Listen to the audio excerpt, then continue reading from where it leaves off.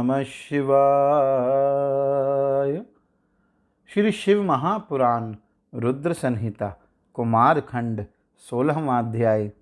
ब्रह्मा जी बोले, हे नारद, यह सुनकर भक्तों के ऊपर कृपा करने वाले महेश्वर ने आपके कहने से उस बालक के साथ युद्ध करने की इच्छा की। भगवान त्रिलोचन विष्णु को बुलाकर उनसे मंत्रणा कर एक बहुत बड़ी सेना से युक्त होकर देवताओं के सहित उस गणेश के सम्मुख उपस्थित हुए।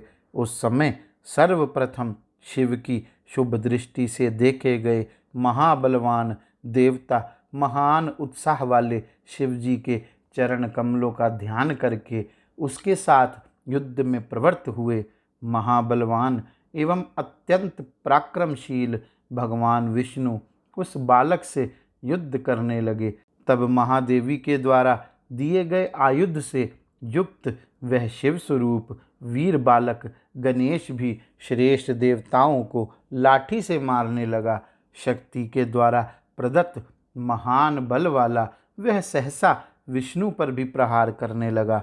हे मुने, उसकी लाठी के प्रहार से विष्णु सहित समस्त देवता के बल कुंठित हो गए और वे युद्ध से परामुख हो गए। हे मुने, शिवजी भी अपनी सेना के सहित बहुत काल तक युद्ध कर उस बालक को महाभयंकर देखकर आश्चर्यचकित हो गए। उस समय निर्गुण एवं सगुण रूप वाले भगवान शंकर को तथा विष्णु को युद्ध भूमि में उपस्थित देखकर सभी देवता तथा शिवगण अत्यधिक हर्षित हुए और वे सब आपस में मिलकर प्रेम पूर्वक उत्सव मनाने लगे।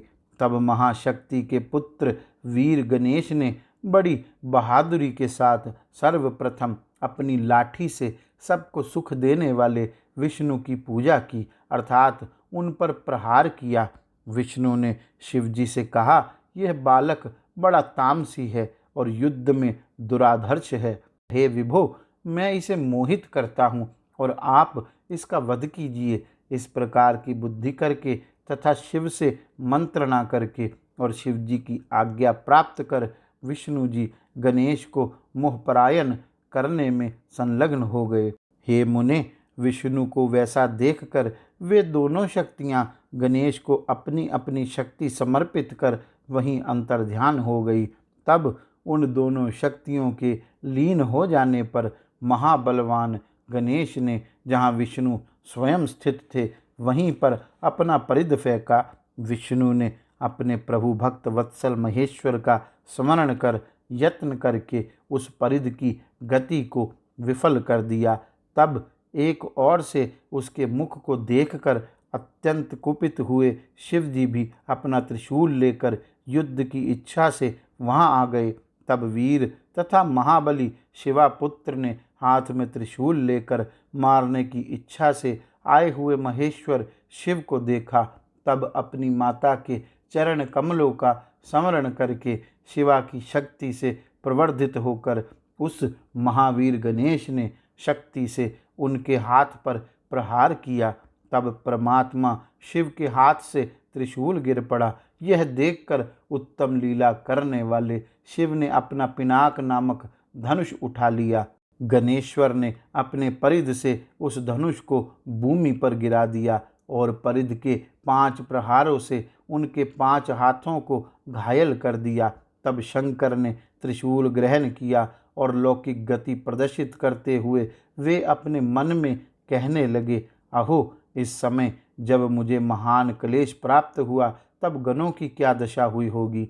इसी बीच शक्ति के द्वारा दिए गए बल से युक्त वीर गणेश ने गणों सहित देवताओं को परिध से मारा।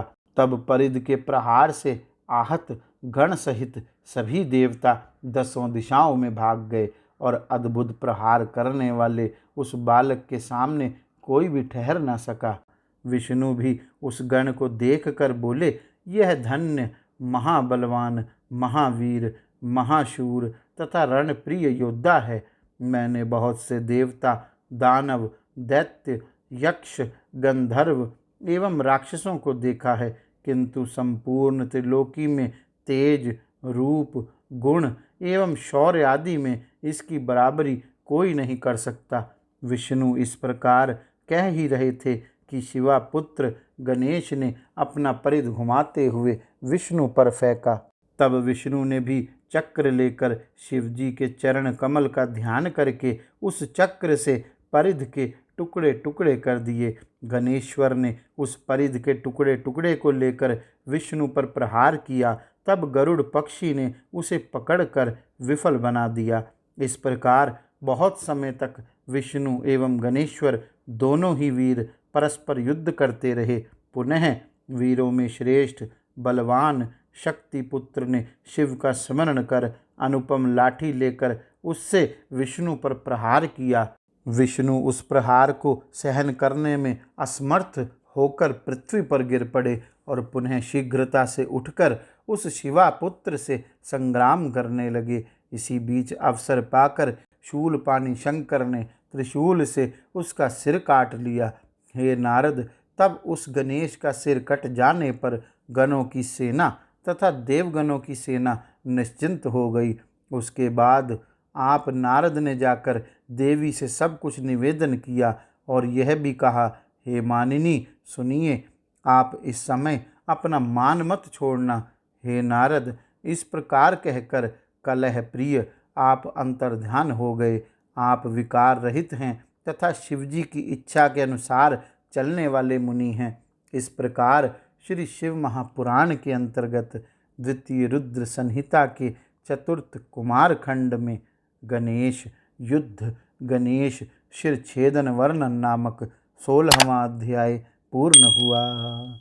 गौरी शंकर भगवान की जय। ओम नमः शिवाय।